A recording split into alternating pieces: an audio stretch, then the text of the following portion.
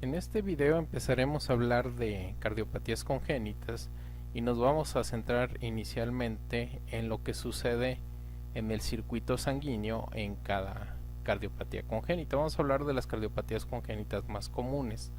Empezaremos con el circuito de la persistencia del conducto arterioso.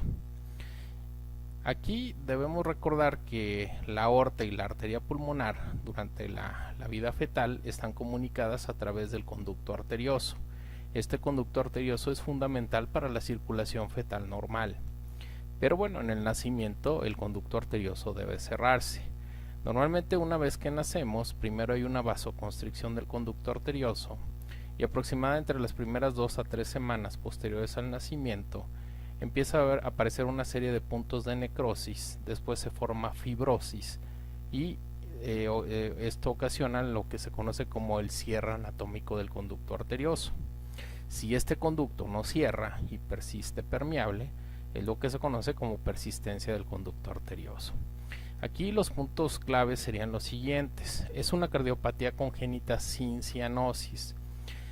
Para que exista cianosis debería pasar sangre pobre en oxígeno hacia la circulación sistémica, pero en este caso la sangre que llega a la aurícula izquierda es sangre que viene del pulmón, es rica en oxígeno, y la sangre que expulsa el ventrículo izquierdo es rica en oxígeno. Entonces, en este caso, no aparecerá cianosis, por lo menos en etapas iniciales. Ya cuando sí puede existir una complicación grave, donde aumente mucho la presión pulmonar, el flujo puede venir ahora de derecha a izquierda.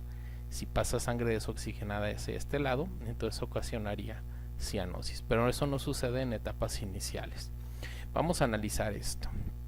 Si nosotros tenemos aquí la sangre que sale a través de la aorta y el conducto arterioso, y acá tenemos la pulmonar, tenemos que tomar en cuenta lo siguiente. La aorta es una cavidad de mayor presión en comparación de la arteria pulmonar.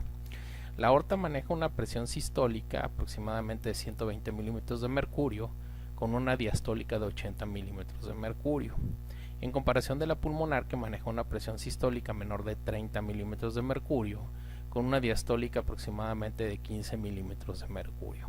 Entonces tenemos una cavidad de mayor y una de menor presión.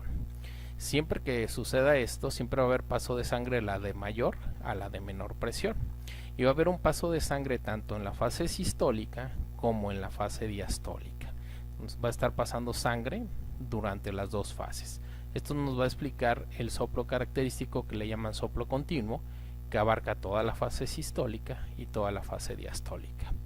Bueno, aquí en el conducto arterioso, parte del volumen que debería de ir de manera sistémica, una parte de este volumen se va a fugar hacia la pulmonar a través del conducto arterioso. Al suceder esto, el volumen de la arteria pulmonar va a aumentar, ya que viene la sangre del ventrículo derecho más lo que se suma de sangre o de volumen que viene a través del conducto arterioso. Entre más grande sea el conducto arterioso y mayor sea el cortocircuito, mayor volumen va a tener la arteria pulmonar. Todo ese exceso de volumen puede ocasionar que la arteria pulmonar se dilate. Por ejemplo, en una radiografía nosotros podríamos ver dilatación del arco pulmonar por el exceso de volumen a través de la pulmonar. Todo este exceso de volumen se va hacia el pulmón.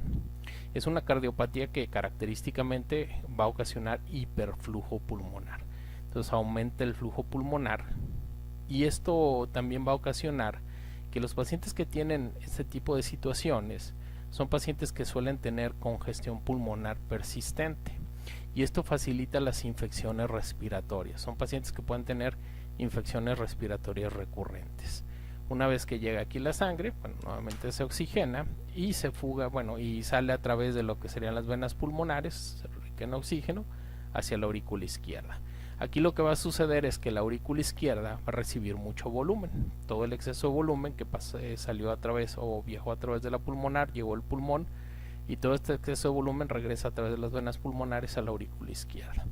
Al ser demasiado volumen, puede ocasionar dilatación de la aurícula izquierda. Cuando viene la diástole ventricular, todo este volumen, toda esta sangre va a pasar al ventrículo izquierdo y el ventrículo izquierdo también puede tener dilatación ventricular por el exceso de volumen, o sea, tiene una sobrecarga diastólica de volumen. Nuevamente viene la sístole, sale la sangre a través de la aorta, Una parte se irá a través del conducto arterioso y la otra parte será hacia la circulación sistémica. Si es mucha la fuga de sangre y va poca sangre a nivel sistémico, pues ocasiona hipodesarrollo en el paciente y ocasionaría mayor congestión pulmonar. Este exceso de volumen puede ocasionar una hipertensión pulmonar severa.